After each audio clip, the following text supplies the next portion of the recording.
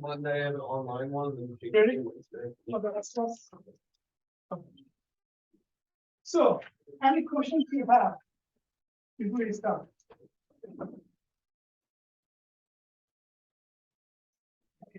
So let's talk about a little bit very briefly about the exam policy. So I think many of you know what to expect, right? It's similar to the midterm. So there should be 20 MCQs and there is no maths this time. So it's all our concepts. So that's why there is no formula sheet. And also, you may not need any calculator. Okay? If you want, you can keep it, that's fine, but you may not. So the exam date specifically, I believe, let's see, when is our exam? Final schedule spring.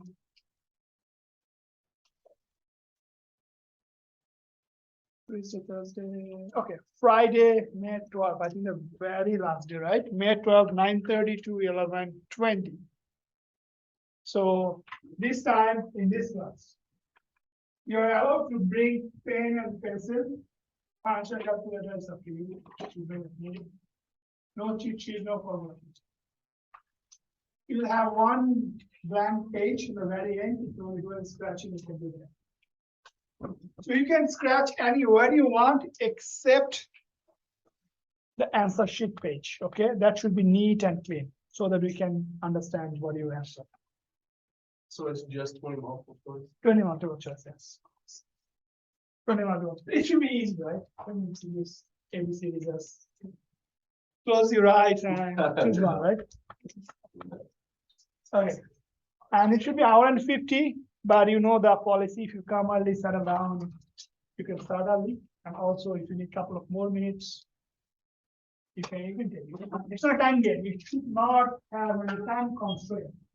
At the same time, I recommend using, if you finish early, no one gonna give me any money, okay? So use your time. So I have seen many people after the exam come to me, I knew that, but I make a rush. Okay, if you do that, I have no help. Use your time, you have time. And okay. Also, if you have any issues regarding like you don't know like the word, phrasing, you're confused, feel free to ask the TA. And also this time I'll make some notes. Okay, so I'll come one or twice if you have any issues. Anything you want to know about examples. Could we potentially take it early if there's anything that comes up? What do you mean by early? Like, so I'll be studying abroad, so I'll be leaving within a couple days of finals. So I plan on taking them all Monday, Tuesday. It would be an alternate time. I don't recommend that, but I can talk to you. Okay. I want everyone to on that time come in. Any other good questions you have? You're really close.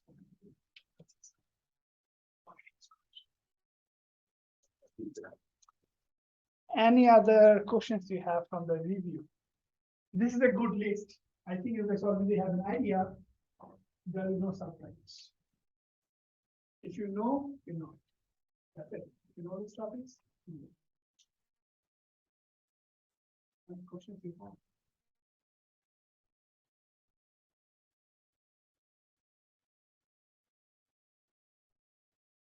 Do you want me to go over it or you're good? What do you think? Go over it. You know everything? Okay.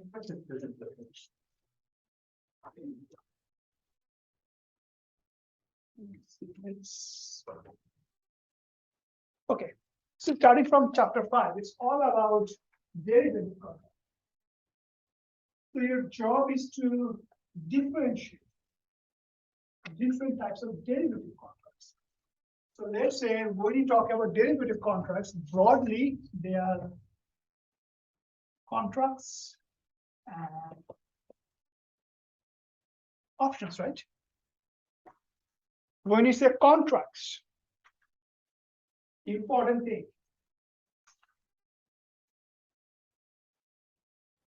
Today, nothing has changed. Today, none of the bites, long and short, no pains, nothing changing. On the other hand, expiration, obligation for both parties, long and short. Make sense? This is a like broad definition of contract. Contracts are two types. Forwards, futures. In terms of big definition or broad definition, they're same. Tough to identify, tough to differentiate, which is forward, which is future. But how can you differentiate? Three factors. Futures are traded on the exchange, forwards are not. Forwards are traded on the OTC market, but futures are traded on the exchange. Forwards have counterparty risk.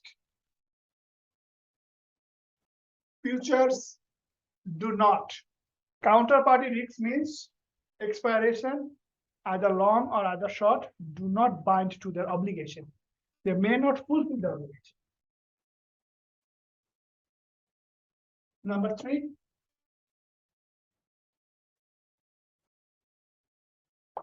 forwards you can customize. Customize means, let's say, how many quantities you want to trade for.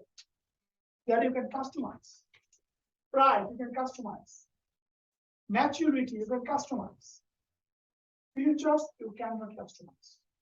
They're pretty standards. Trade on exchange, pretty standards. So know the broad differences between contracts, different type of contracts, and then options. When you say options, this is the option for the long, but obligation for the short. As a result, day zero, long pay the premium to the short. Or you can say price, both are same, exchangeable ones. Price or premium. Here, long gonna decide, should I exercise or not? Should I exercise or not? Long said, I want to exercise. Short has to honor it. So this is options. Options of two types. Calls and puts. Calls is an optional right to buy. Puts is an optional right to sell. So these are the big characteristic differences. Now, what is the motivation? What is the motivation for any corporations to engage in derivative contracts? Now, the big answer is speculate or hedging. That's it, speculate or hedging. But if we think about in terms of MNCs, then hedging basically dominates more because MNCs, they don't want to speculate a lot. They have operations globally and they just want to hedge their transactions. So if we go, it should be somewhere in the slide. Let's see.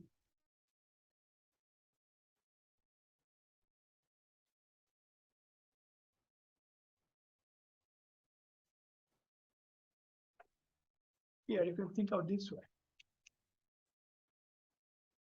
What is the motivation? Broad term, two motivations, speculation or hedging. Financial institutions, they want to do speculation because they actually make money from the discrepancy in the market, right?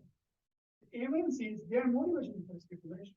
MNCs want to use contracts if they have payables, receivables, and transaction with exposures. That is their motivation. In broad, this is called hedging.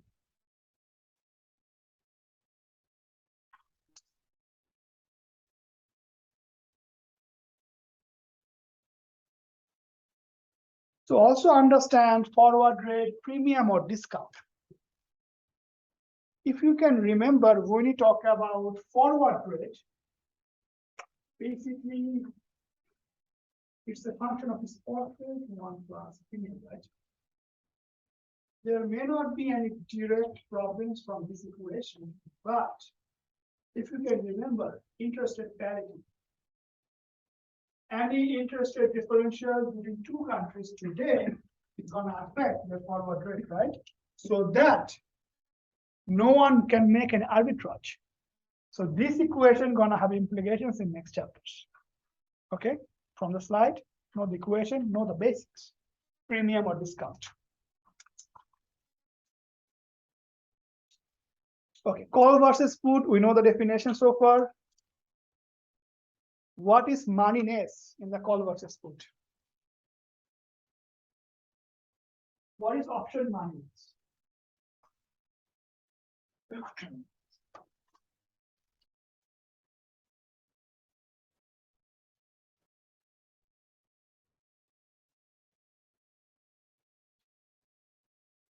No idea. Next year you're gonna have to find out that. Option moneyness.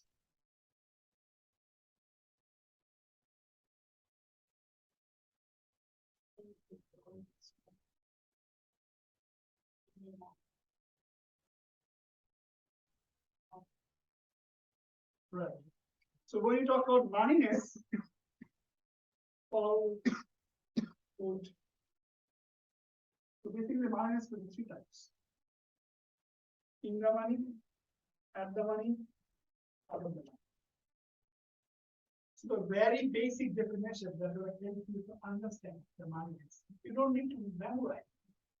When you say in the money, the long has a motivation to exercise. When you say at the money, long is neutral. Long can exercise, do not exercise. When you say out of the money, long has no motivation to exercise.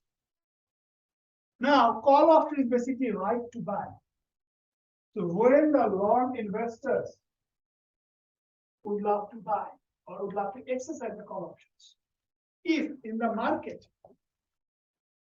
asset price or for us the exchange rate, for this class exchange rate is higher than strike, right? In the money, when they are equal at the money, out of the money. For put, so I'm gonna flip.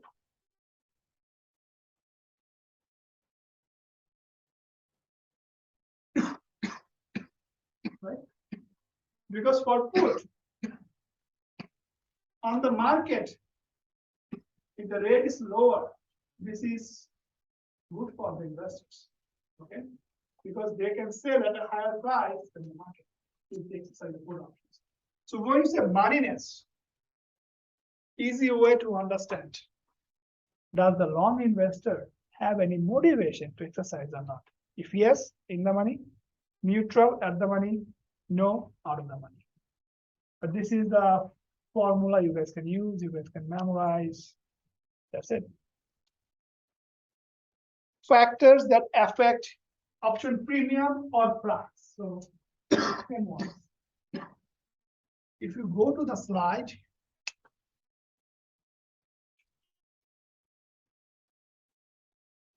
so this is three factors that affect call option premium.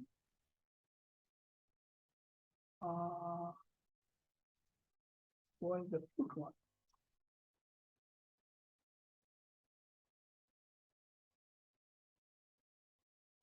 Three factors that affect put option premium. So I believe slide number 30 and slide number 23. 23 is for factors that affect call option premium. Slide 30 is factors that affect put option premium. Idea is very, very easy. Idea is very, very easy. So you have to understand duration, okay?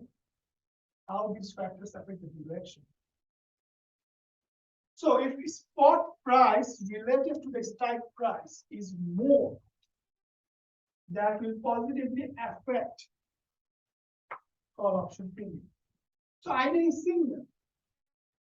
So if you think about from the long investor side, how is the probability that the long investor will end up exercising the call option? If this is more, that will affect the probability of the call price. So if you can remember, we said that for call option, we have to pay the price today, right? We have to pay the price today. And we also say that if asset price is more than the strike, so K or X is certainly asset price is more than the strike. Being a long investor, I have more motivation to exercise, right? If you read here, higher the spot trade related to the strike, higher the option price. Because if this is more, long investors will end up exercising the call options. That's why option premium is more. Length of time is more. That means you can end up buying a 1 month call option versus 6 month call option. If you end up buying a 6 month call option, you have more time. So that end of expiration, ST is more than strike. That's why positive. Volatility. Higher the volatility, higher probability that end of expiration, asset price will be more than the strike. So that's why positive. Now, the only difference when you talk about put option premium factors affecting put option premium, these two are the same effect, these two. But if you look here, sign is different, right? Sign is different. Because for the put, lower is better. So that's why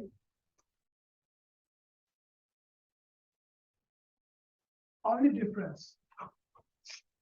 Sign is negative.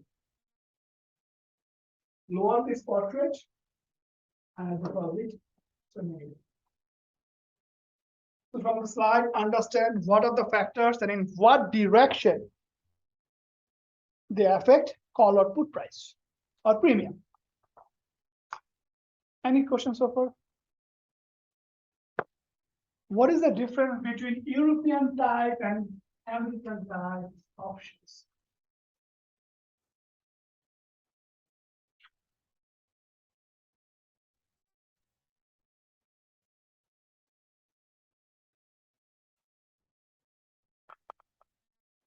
European type and American type.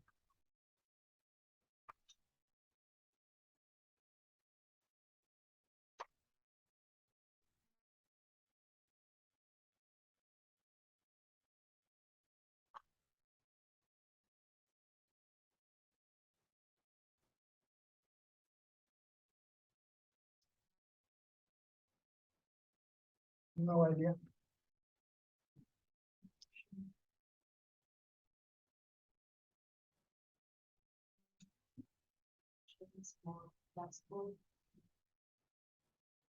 Flexible in what way?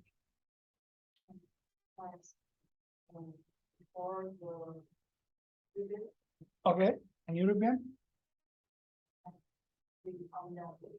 Absolutely correct. So let's say you buy the option today, maturity until T. If the option is European type, you can only exercise that option only at day T. Expiration is only at day T.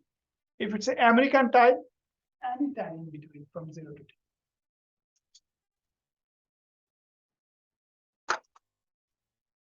Chapter 6, exchange rate system. So know the definition, know the differences. So let's go chapter 6.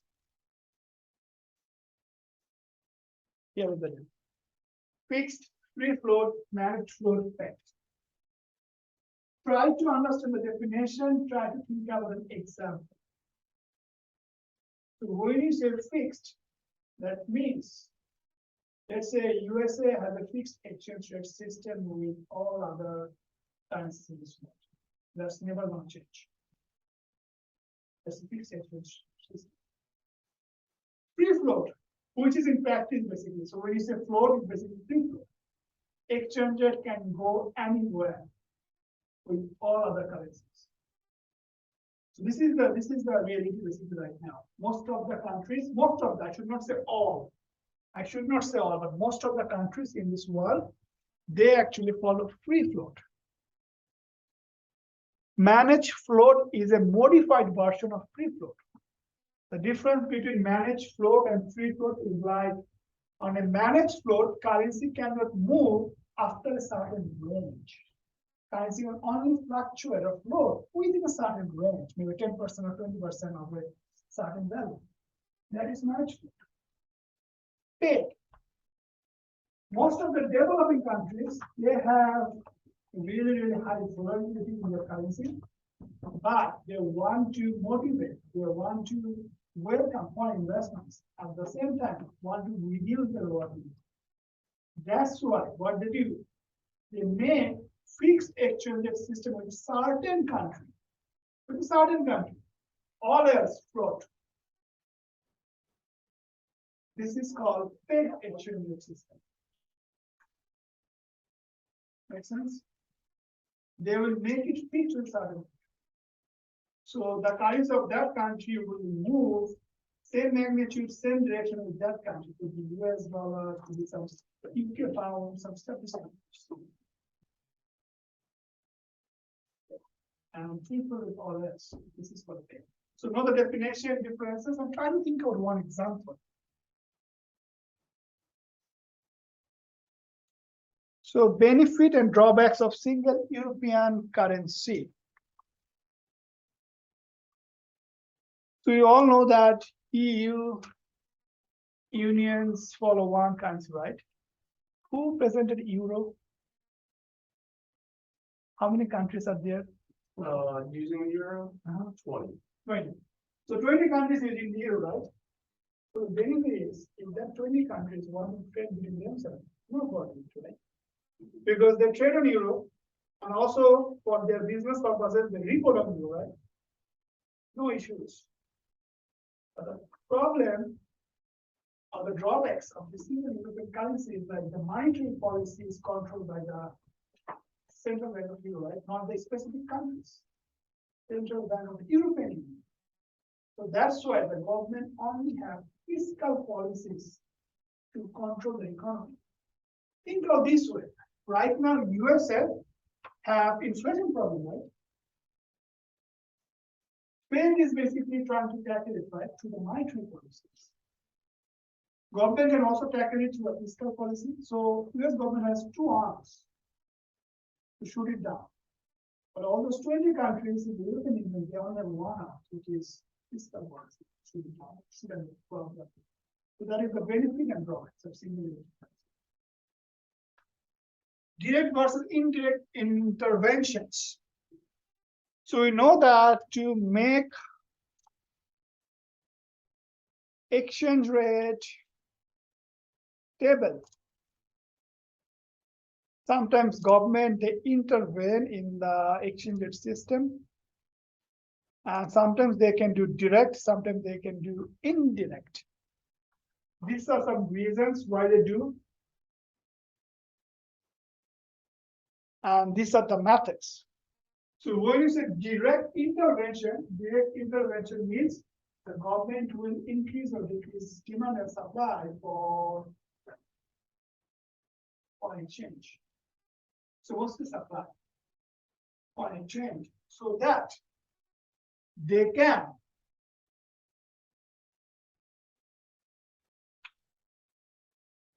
manipulate the exchange rate, right? So this is called direct intervention.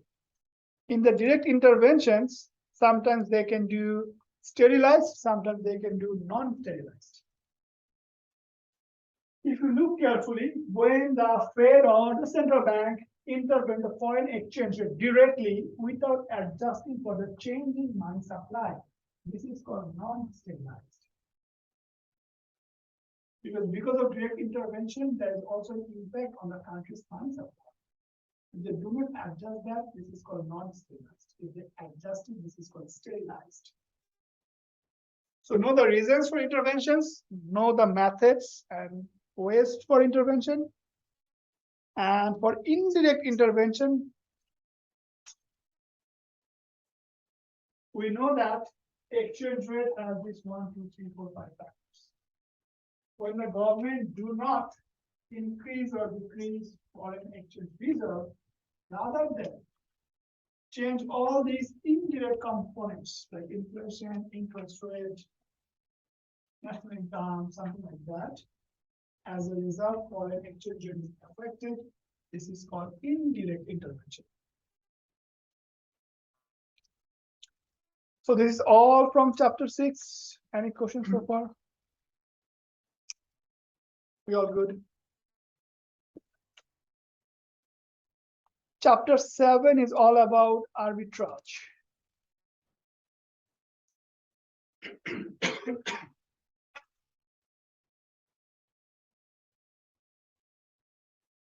Two different forms of arbitrage, right?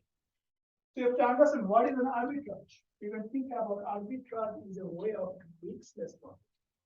Riskless profit. Very basic example. If Walmart is selling certain kind of price at $10, Aldi is selling certain kind of price at $15, right from Walmart, $10. Riskless profit. No commitment in funds, investments, riskless profit. This is for arbitrage. So when same asset is trading in two different markets at two different prices, you can make riskless profit. This is arbitrage. Arbitrage could be three types. Locational, triangular, covered interest. When you say locational, it's all about what? Two different places, two different markets, right?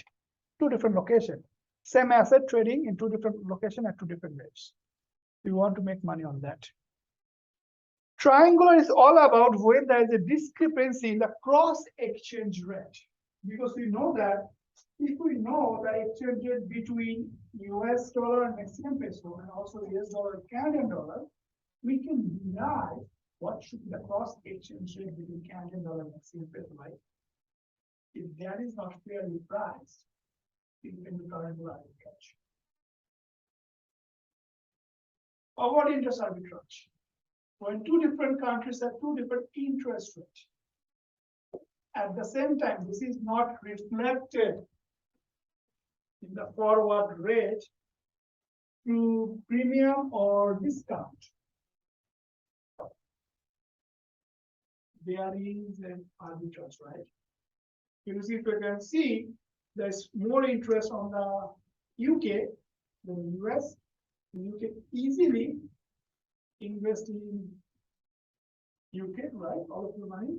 At the same time, you can get covered by making a forward contract or future contract. If that contract do not reflect those premium or discount, you can make money. This is called covered interest arbitrage. The name has a definition. We are trying to do an interest arbitrage. At the same time, you're getting a coverage and making a forward contract. So the idea is know the definition. What is this three different type of arbitrage? And then know what are the methods if all start making transactions. There should not be an arbitrage. So know the arbitrage, how to make money, and how we can realign. So here's the thing, know the three types of definition, know where there should be an arbitrage, and what transactions, what activities will make the realignment to a condition that is not arbitrage. So the idea is, if you buy where the asset is underpriced and sell where the asset is overpriced, and if all started doing so, there should not be an arbitrage, there should be a realignment to no arbitrage conditions.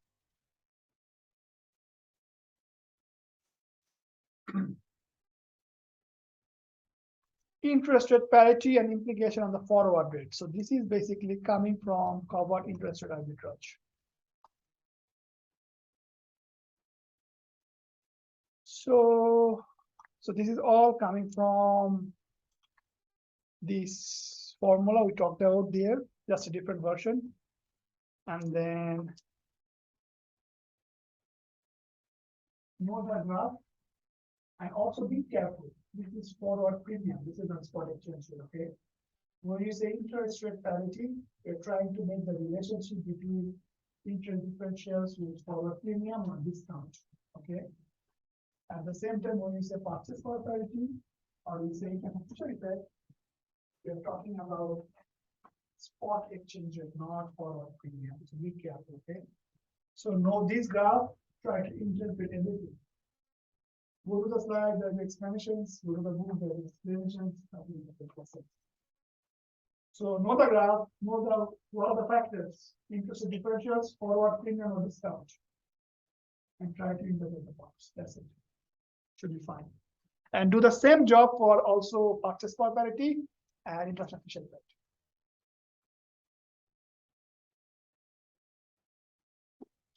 So same thing here. Purchase power parity, Fisher effect, and same thing for exchange rate. So if you go to slide chapter 8,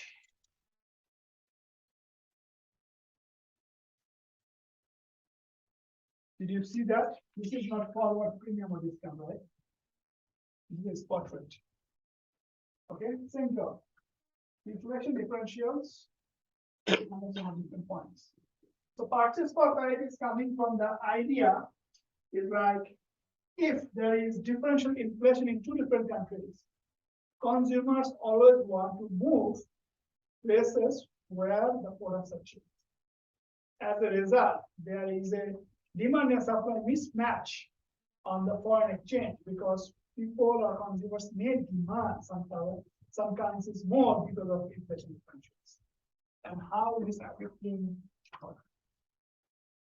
Make sense? Fisher effect is a mix of interest rate differentials and also purchase power parity. So the main idea of Fisher effect is like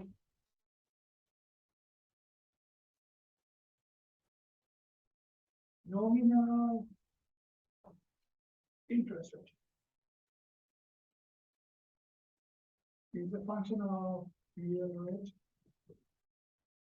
plus inflation. Okay. If you want to understand the basics, real rate means any return, any compensation you're receiving to defer your consumption. You see, if you have $100 today, you can invest or you can consume. You can buy food, you can travel, you can do whatever you want to do. You can gamble, whatever you want to do. That gives you some utility. Or if you don't do that, if you want to invest, you're actually delaying the consumption, right? So real rate is trying to compensate you for delaying your consumption. Now we can assume that people all over the world, they should demand for same real rate for delaying their consumption. So if we compare the nominal interest rate between, let's say, US and nominal interest rate, let's say UK, real rate plus inflation. We can say that people in US, they should demand the same rate for delaying the consumption versus people in UK, they should deserve the same rate, right? So they should be equal. In that case, any differential in nominal rate is basically coming from any differential in inflation from these two countries. Now, how it should affect the spot rate. So this is the main pictures of Fisher effect. So try to go to the slide and understand the basics, you should be fine. And also be careful. Interest rate parity is forward premium or discount, but Fisher effect, purchase power parity is basically on the spot rate. Questions so far?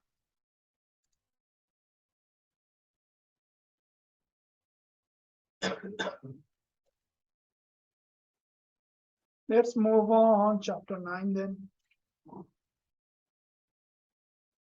Why firms forecast foreign exchange rates? They have a lot of reasons to do so. Here are the list: hedging, lots of different investment decisions, earnings assessment, financing decisions.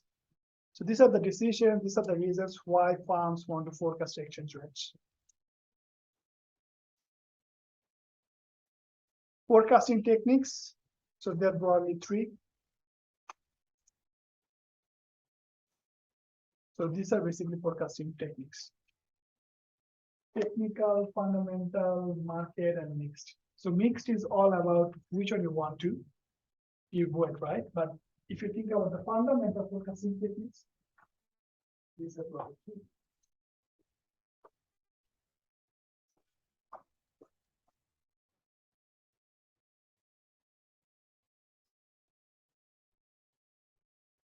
Now, one of the things you have to identify when you do forecasting, what you basically do, you make your forecast today for tomorrow, right? When you reach tomorrow, we can evaluate, did we make a right forecast yesterday or not, right? If we do not make a right forecast, that is a forecasting error. The forecasting error is basically calculated by this formula. And this could be some reasons why there could be forecasting error. So we have to identify what is the forecasting error, and when there is more volatility, when the market is not stable, there should be more forecasting error. And forecasting error is basically, you can think about a proxy or an indicator that actually give you whether the method you have used is trustable or not. Should you use the same method in going forward or not? Let's say you actually use 3 different techniques. Technical, fundamental, market. 3 different techniques. And for these 3 different techniques, you have 3 different forecasting errors. The model, the method that ends with no forecasting error is a good one. Make sense? So the main usage, the main importance of forecasting technique is to identify what you've done in the past to forecast is a good process, good method, or good model or not. And also, when the currency is volatile, market is volatile, you should have more error. Okay. When the currency or market is stable, you should have less error.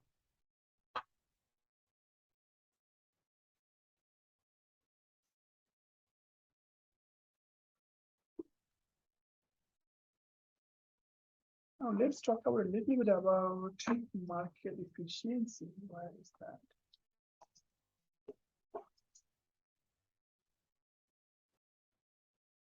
So,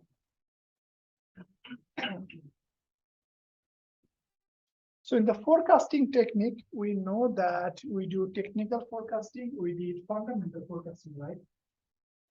And there is a relationship between these 2 models of forecasting with the market efficiency. So because we know that market efficiency means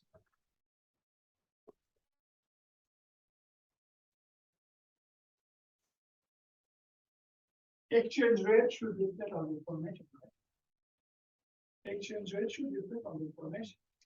3 different forms of market efficiency: weak, semi-strong, and strong. Weak form of market efficiency is based on exchange rate should reflect historical price and volume data. And if you want to make an analysis of historical price and volume data, we have to use this method, technical forecasting.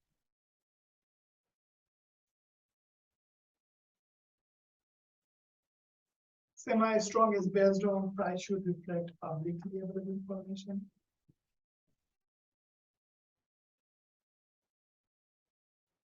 If you want to analyze publicly available information, you have to do fundamental forecasting. So the idea is if price reflect all the information, you should not be able to generate speculative profit, excess profit for trading, right? The market is efficient. How can we analyze? Technical analysis help us to analyze historical price and volume information. Fundamental analysis help us to analyze public level information. By analyzing this information, if we cannot generate abnormal return of profit, market is efficient. If we can, market is inefficient. Make sense? Okay, so the very final chapter, chapter 10.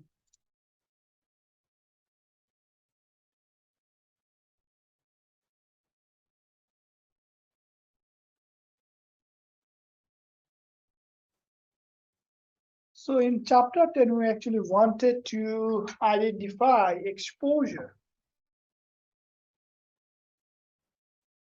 So basically, there are three different types of exposure: transaction, economic, and translation.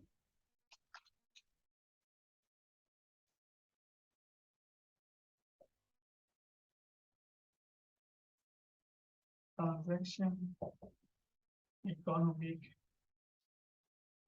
translation. Your job is to know the definition.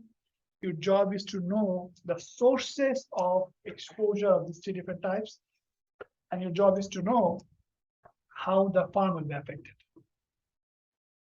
So when you say transaction, okay, the exposure is coming from the firm has very specific transaction in the future time. The firms may need to pay the oil suppliers, or the firm will receive some money from the foreign buyer, right?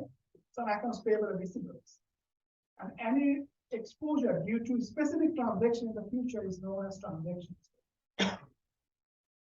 Economic exposure is all about from cash flow, from internally generated cash flow will be affected because either from regularly buy or sell from the abroad.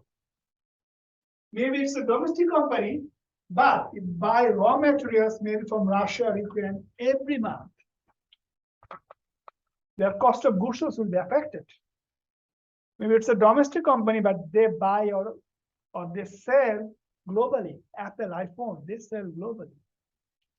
Their sales will be affected. This is called economic exposure. Translation exposure is all about when an MNC have a subsidiary and they have to make financial statements, consolidated financial statements end of the year, and they need to convert the earnings only, earnings, net income, earnings per share only. They're translating that information. Any exposure due to that is translation exposure. So make sure you know the definition, make sure you know the source. Let's say for transaction exposure, one of the major source is coming from currency volatility and the correlation. Sometimes corporations have transaction exposure to multiple currency at the time, right?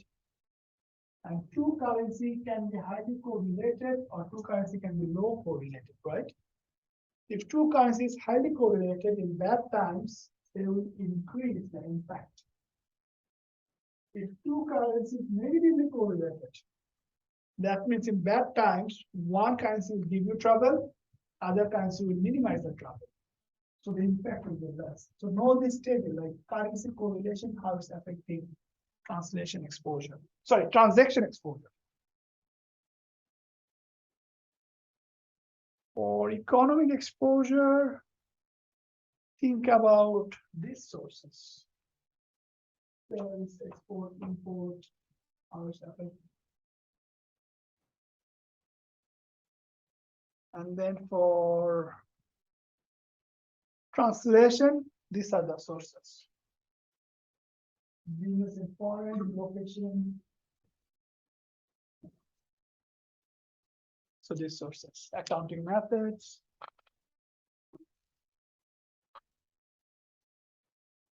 So that's all for good preparation for the final. As far as I remember, I can promise no problems. So you should be good. No formulas, no calculations. So now we are done with everything, but now we're going to quiz 10 here. Okay. If you want to take quiz 10, you can stay. We can take it. If you want to leave, it's up to you. But if you want to take quiz 10, pack your bags, laptops, everything, only pen and pencil.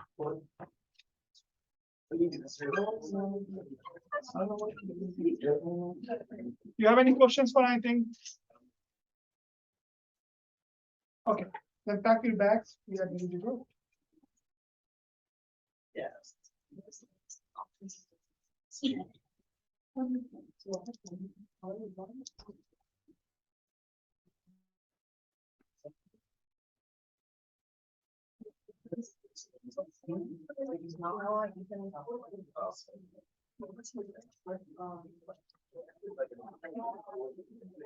Then going out there? Let's see what.